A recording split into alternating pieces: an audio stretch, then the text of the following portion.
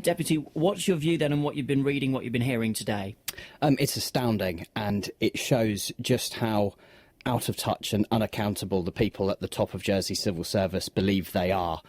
I don't believe anybody listening to this would consider it acceptable, the vast amounts of money that has been spent on some of these flights. I spoke with somebody earlier today who actually went on the internet to see what they could find for price-wise for equivalent flights, and these people are spending up to 10 times more than the average economy class flight to many of these destinations can be got for. So it just shows that it's completely out of control. There is a massive gravy train here, and we need a big crackdown because we're completely wasting money here, which should be going on services for people that are currently being cut at the moment. You just said you didn't think anybody listening would think that this was justifiable. I would imagine there are business people listening to this thinking, well, you do have to look the part. You go to a big conference attended by lots of huge firms that you want to attract to the island. Surely you've got to look the part, don't you? Well, nobody at the conference is going to see you get off a plane.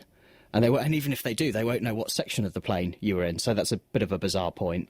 Isn't there a chance to meet people and to network in business lounges, though, in flights and in airports?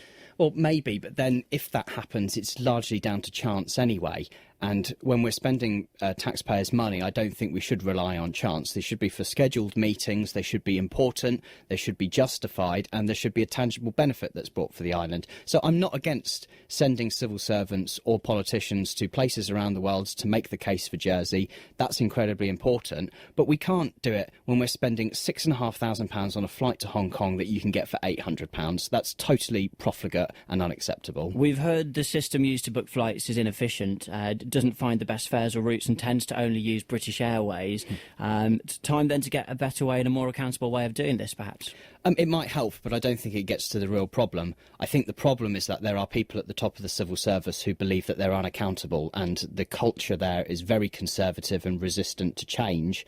Part of that comes about from the fact that the ministers we have in charge are best mates with these people who don't challenge them and don't hold them to account when they make mistakes properly. So I think putting a better system in place might help a little bit, but it doesn't get to the problem. The problem is that these people perceive themselves as being unaccountable, and what the public of Jersey need to express at the next elections is their anger at this and elect people who are going to take office and hold these people to account and say, no, you can't spend money like this, it's unacceptable.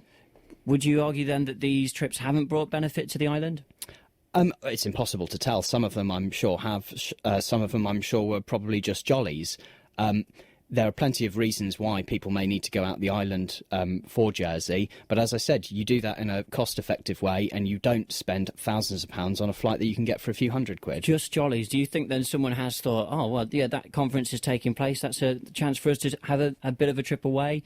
Maybe it'll bring something in. So you think people are actually making decisions in that way? Oh, absolutely. Well, and the prime example of this was these two civil servants who went to South Africa a few months ago, who said they were taking their flexi business class flights because they were going to be working from the moment they got off the plane. And then we found out they actually went to play golf. Now, that's outrageous. They should be disciplined for that. It's completely unacceptable, and that is a jolly, and that's not right. In fact, you know what? It's immoral. That's what it is. It's immoral, and these people should be ashamed of themselves for wasting taxpayers' money when we're facing such difficult times like that. Well, they didn't just play golf. They did have meetings as well. This is just a fraction, though, isn't it? The figure we've been mentioning, £400,000 on flights over £1,000. The figure for accommodation and flights last year alone was £600,000. What do you make of that? Yeah, I think there's also examples of people going away and staying in this trip to South Africa, for example. They stayed in a 5-star Hilton hotel. Now, if your excuse is that you're working the whole time you're there, why do you need to stay in the most luxurious hotel that you're apparently not spending much time in? You know, whenever I go away, not on state's business, but on personal business or holidays or whatever, I don't stay in that nice hotel because I don't want to spend a lot of time there. I'd rather be out doing what it is I'm there for. So I think the accommodation is also part of it.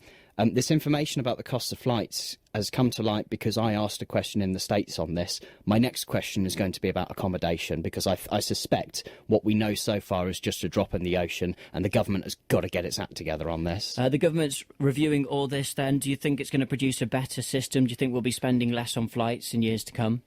Yes, but probably not that much. And I also don't think it will get to the general problem there is across the high levels of the civil service, which is that there is a problem with the culture there of people believing themselves to be unaccountable and too far detached from the public who they're working for, whose money they are spending.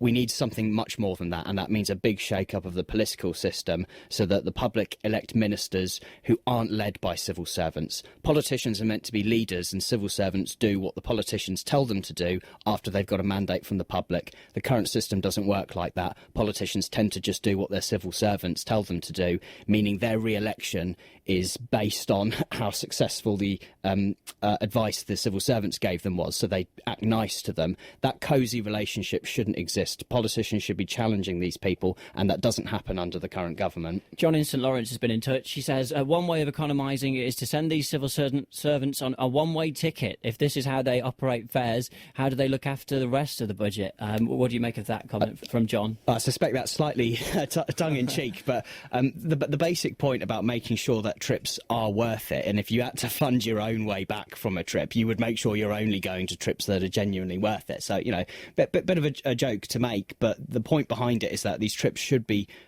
providing tangible benefit for the island, and that's currently not obviously the case. Deputy Sam Mézec, thanks for taking the time.